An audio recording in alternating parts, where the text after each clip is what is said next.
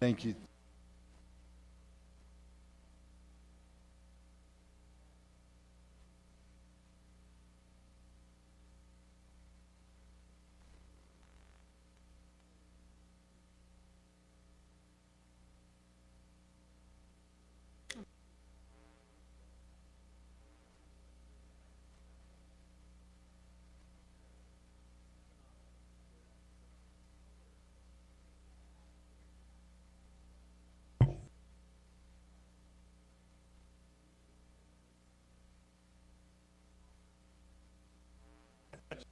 Okay, yes, maybe we're thinking of different.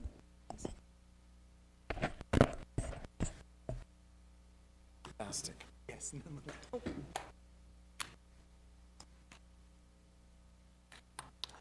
Feel like I'm a little person. Oh.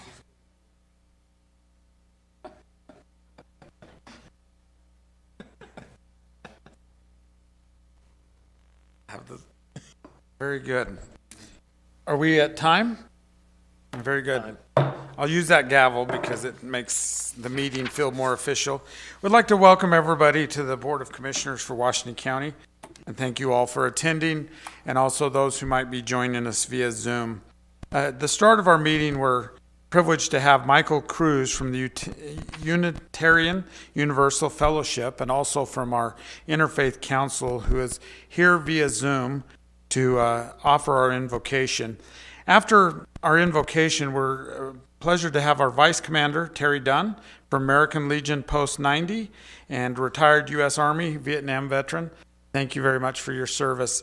And also thank you for these wonderful Constitution Declarations of Independence. That is great. Thank you so much. And with that, we will get our meeting started. Can you hear me? Yes, Michael. Okay, thank you all for serving Washington County in these difficult times. I wrote a poem during my stay-at-home guidelines, and may it make you be grateful and feel better. It's entitled Pandemonium. The flowers are still blooming, the lilac and rose, a fabulous fragrance, a feast for my nose. The sun is still shining like a blessing from above, melting my heartless heart with a flood of pure love. The grass is still growing, it's a blanket of green, blades reaching to the sky with their eager sheen. The mountains are still standing, eternally proud, towering above me, making a statement that's loud. The birds are still singing a magnificent song. The pandemic will end. Pray it won't be too long.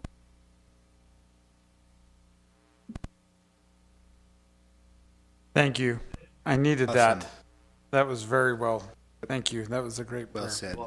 Appreciate it.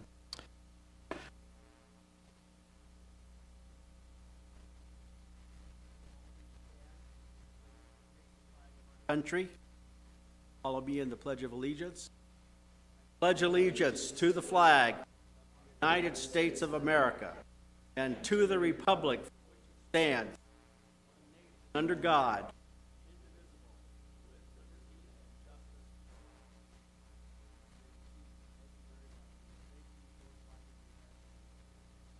Thank you. Thank you. Thanks for your Amanda, service. Don. We really appreciate it. It's a great way to start our meeting, and also with the prayers being given by the Interfaith Council. It's my favorite part of the meeting. So thank you very much. Yeah, thank you.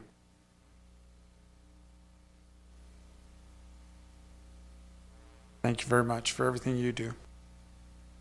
With that, we'll start our meeting by our consent agenda. The consent agenda is a means of expediting the consideration of routine matters. If a commissioner requests that items be removed from the consent agenda, those items are placed at the beginning of the regular agenda. Other than request to remove items, a motion to approve the items on the consent agenda is non-debatable. Mr. Chairman, I would like to make a motion to approve today's consent agenda. consisting of item A, consideration of auditor-approved claims for payment of May 6th through May 19th of this year. Item B, consideration of regular commission meeting minutes of May 5th, 2020, and work meeting minutes of April 28th, 2020.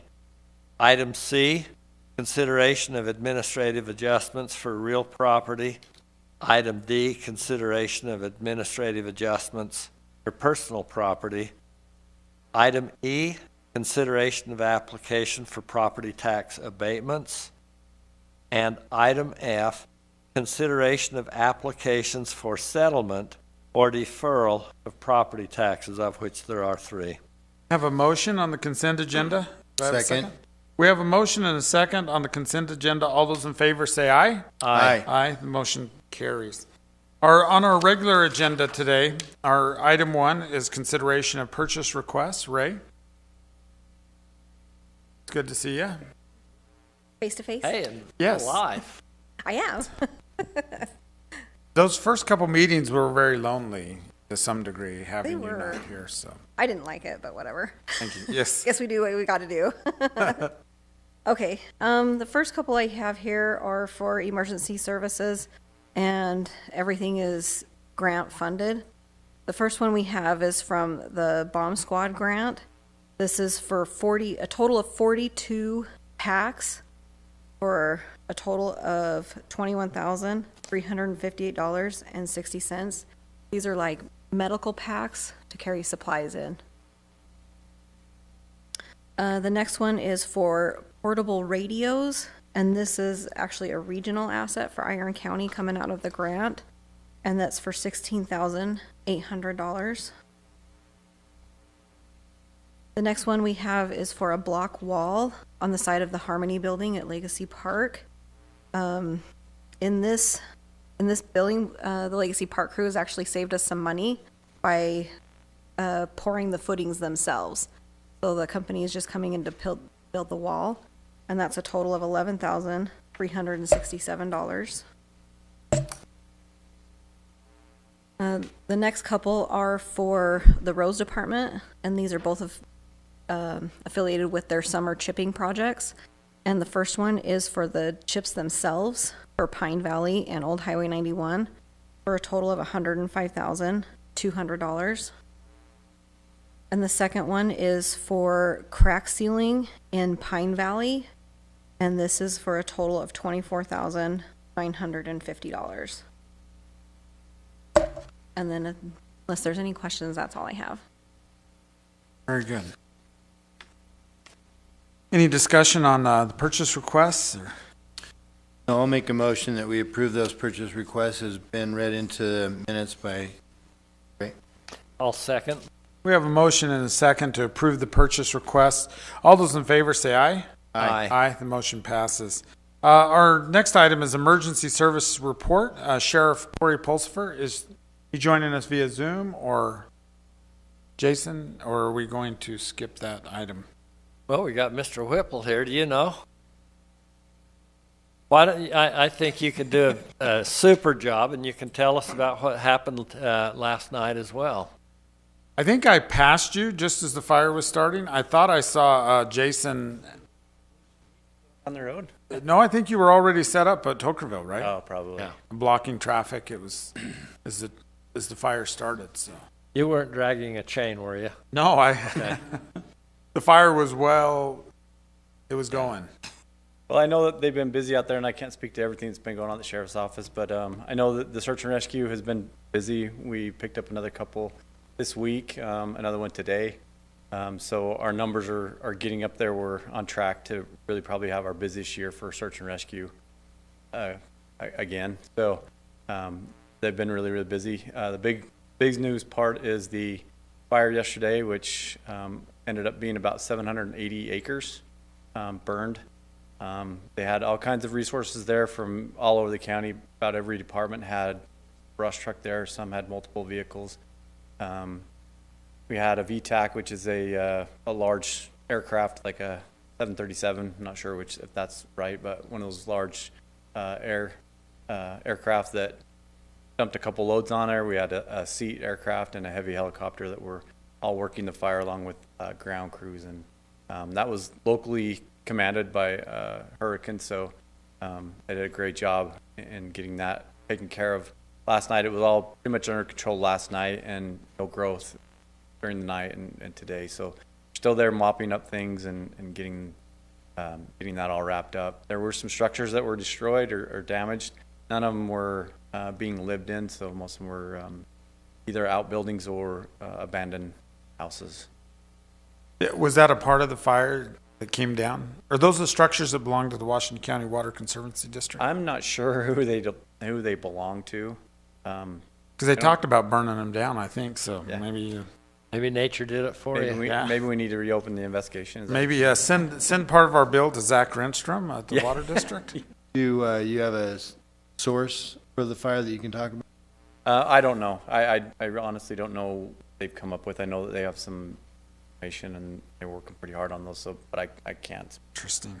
It did seem to start along the road, but I could be Yeah, wrong. it did. It progressed that way. And those winds, really, I mean, they seem bad and they were, but as far as the town of Cokerville and some of that, they were a blessing because it really pushed that away from them. They pushed it up in Anderson Junction, but they were able to kind of stop it from getting any people in their houses. From my side of the county, it's very visible, the red line, Yeah, and it probably will be for years to come. it will be. I know It will that be. Laverkin years ago put one up the side of the mountain, and I think it's just barely washing off. It We don't stays get for a enough while. rain around here to wash that stuff It off. takes a while for it to go. So anyway, I went up fire last night and witnessed for the first time DC-10 dropping retardant. Yeah. And Oh, wow. that's a massive airplane. It's almost the same size as the Boeing 747. So anyway, did a great job. Thank you. The other thing I'll report on is we did complete we held our point of distribution for small businesses for the COVID stuff for supplies that they had requested on Friday and Monday. We were able to get rid of about 2/3 of what was delivered to us and what was requested, so we still have some of those down in our office. Hoping those businesses that didn't come pick it up will get a hold of us. We've reached out to them, we'll let them know they're there. Hopefully they'll come and pick them up. If not, by about Thursday evening, we'll probably start to repurpose those and maybe hand them out to some other businesses that have been asking. That was done. Great. So Commissioners, you. I just wanted to say that I really appreciated, I went out and witnessed the EOC with their setup at the Grafton building, and what a fantastic job that they've done in coordinating all of this COVID thing within Washington County, and they're always there to help, to, add whatever they can, and I just want to say on behalf of myself and the Commissioners, just what a great job you guys have done. Thank you. Thank you for that support. Thank you. thank you, appreciate you. Oh, very good. Sheriff, are you there? I am. Sorry about that. Oh, no problem. Jason Whipple was just barely talking about the fire and some of the situations involving COVID-19. And but Good. he didn't talk about search and rescue because Well, over the last month, since our April 21st through May 18th, we've had 20 additional calls for search and rescue, totaling 593 hours. Brings our total instance so far this year up to 60. Just to cover a few of them, we dealt with a stranded motorist that was right out on the Utah-Nevada border. We actually worked with Lincoln County. Search and rescue was able to get him out of the roadway, and no EMS needed on that one. We assisted Hurricane PD on a vehicle that went off the cliff off the Hurricane Hill. Driver was deceased. Search and rescue helped with the investigators on getting the vehicle moved, carried back to ICC, and with the medical examiner and things like that. We had stranded hikers, 3 stranded hikers on Smith's Mesa near the BMX track. The adult male and 2 sons got ledged up. Weren't able to go up or down. They was able to secure ropes and bring them secure ropes from up the top, rappel down to them, and then bring them back up. Lost camper. We had a fall over on the Cougar Cliffs where a male fell about 30 feet. Search and rescue along with St. George Fire set up the high angle rescue. He was raised up the cliff and then taken to ambulance with minor injuries. We dealt with an overdue male that was down on the Temple Trail just south of Hurricane. As we started searching for him, one of our search and rescues went up in a fixed wing.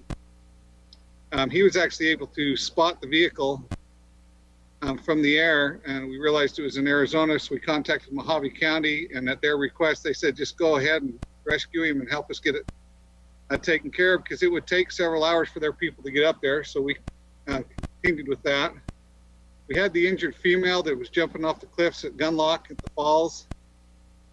A bystander was able to get into the pool of water, pull her to shore, and just kind of keep her head above water.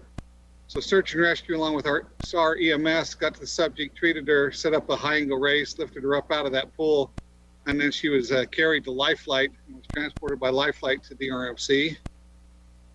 We had 6 lost hikers that we responded to up on Canaan Mountain. This one was an interesting one as we were getting up there and finally getting them located. We asked for assistance from Life Flight if they were available. They were actually able to spot them and found a location about 10 minutes away to land. And so as they were landing and getting to them, just as our ground units were getting to them, they used the Life Flight was able to help us transport them off down to the park there in Hilldale, Maxwell Park, where EMS checked them all out, and then they were released. And then our ground units had to spend a couple more hours getting back off the top of the hill. We had a medical with a chest pain out on Bear Claw Poppy Trail. We assisted. Life Flight was able to land and get them loaded up and transported. I don't know if you want me to go through each and every one of these. We had another individual, 52-year-old male that was experiencing chest pains up on Smith's Mesa. Search and rescue got there, assessed the male along with Hurricane EMS. Life Flight was called in. They loaded the individual. Just as loading, he did go into cardiac arrest. He did not survive. Lost hikers in Red Cliffs. We assisted Quell Lake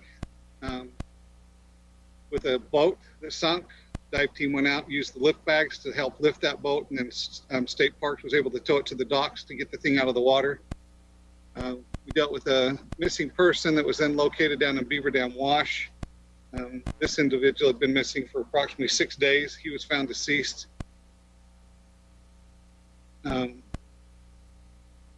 had a drowning at Quell Creek. Search and rescue was called out on. State Parks and Hurricane was able to spot him in the water just before search and rescue got there. He was transported, and I haven't heard anything as to the condition as to whether he survived or not.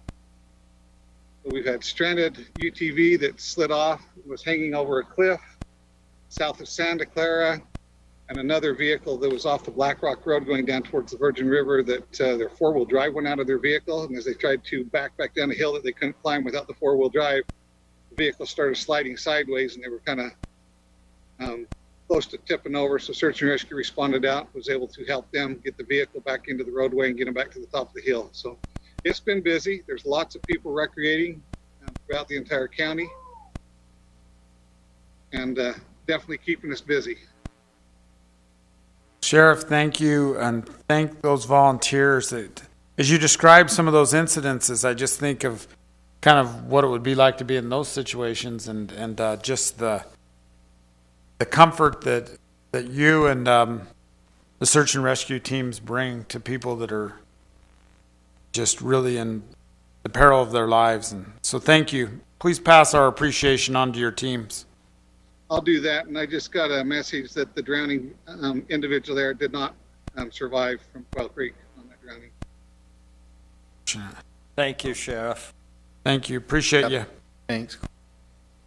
Well, we're not quite 6 months into the year, and so 60 events already is well ahead of where we would normally be. Those are a little more serious than a lot of times it's a lost hiker, somebody that gets a sprained ankle or gets injured out there, and those are some pretty serious situations that the sheriff was describing. Thank you. Item 3 is consideration of resolution R-2020-2603, a resolution accepting 51.68 acres of land in the Red Cliffs Desert Reserve. Commissioner Cox? I would be happy to report on that, Commissioner Iverson. Brennan Holdings is a large landowner inside of the HP, but over the past several years, he's made a concerted effort to trade, sell, or donate his land to diminish his position, and he hopes to eliminate it in the near future. He's been an outstanding partner for us to work with, and the resolution before us for our consideration today is he's offering to donate 51.68 acres, and this resolution would authorize county staff to authorize or to complete any IRS donation forms or other paperwork that he needs in order to get a charitable credit for that rather substantial donation of land. And so I think this is an awesome thing that's happening, and I would make a motion in support of resolution R-2020-2603, a resolution accepting 51.68 acres of land in the Red Cliffs Desert Reserve. Second. We have a motion and a second, and I would just like to say that I'd like to thank Commissioner Cox for working on this. There were times when I first came on the commission that I wondered if we'd ever make any progress at all, and we've made substantial progress. I'd also like to thank Brennan Holdings, or Robert Brennan, and just his continued working with the county. I think we've made great progress and continue to get those in holdings taken care of. So thank you. We have a motion and a second on the table. All those in favor say aye. Aye. The motion passes.